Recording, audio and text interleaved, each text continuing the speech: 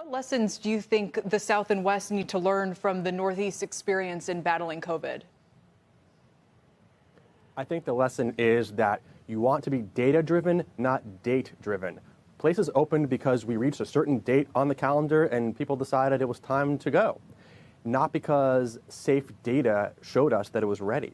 Places that are having a better recovery are generally being flexible and saying, let's respond to what happens on the ground, let's not get ahead of ourselves, and let's be disciplined, even though it is difficult. At the same time, we now know with certainty, with horrible certainty, just what the economic toll of the shutdowns was and continues to be. So for those areas that want to avoid imposing that kind of pain on all of their residents, are there more tactical measures that we can use now? There have been so many studies done in the last couple of months about this. I've seen everything from, not that anybody's going to do this, but if you publish the names of people who had coronavirus, you could help people react and socially isolate better. The contact tracing, the Journal had a big story about how this isn't where it should be, but again, it has privacy concerns. Are there things that we can do that are not shutdowns that would help control the spread? You're correct that there's not a huge appetite for shutdowns right now, and so we have to look to other things. We can't just give up and say, okay, we're not going to do anything. And a lot of the things you mentioned are really, really positive. A lot of the things we're talking about doing, whether it's masks or reducing the capacity of some public accommodations, I like to say they help a little bit all the time. No one thing is the silver bullet. Masks are great. They're not the only thing.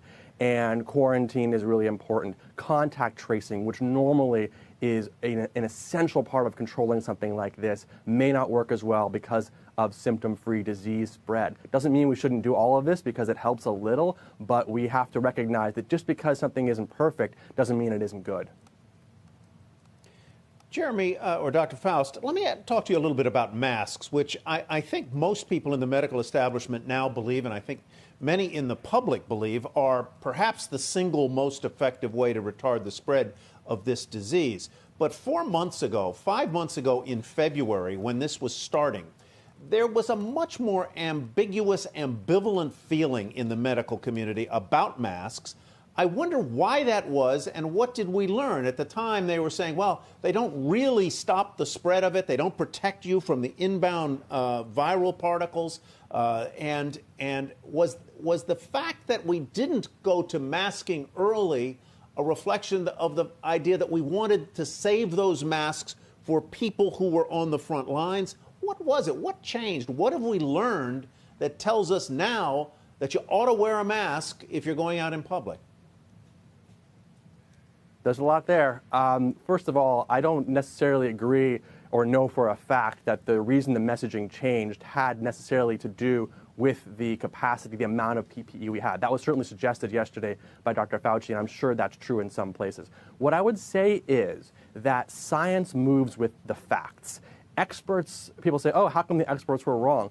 Experts are people who look at data and change their opinions when the facts and data change. And I think we've learned enough to know more than we knew several months ago. We've learned so much. We didn't even know the name of this virus in January, and now we have the genetic sequence. We didn't know how it transmits, and now we know so much more. Are masks the number one thing? Many people think that. I personally believe it's a part of an overall strategy, and it could be that it's literally about the virus and stopping it from coming in and out. And also it's a lot about messaging and saying, I'm doing something, I'm reminding myself we are not in normal times. No study I've seen yet has really effectively teased out how much it matters. But I think what we see is that all these things matter a lot as a group of activities.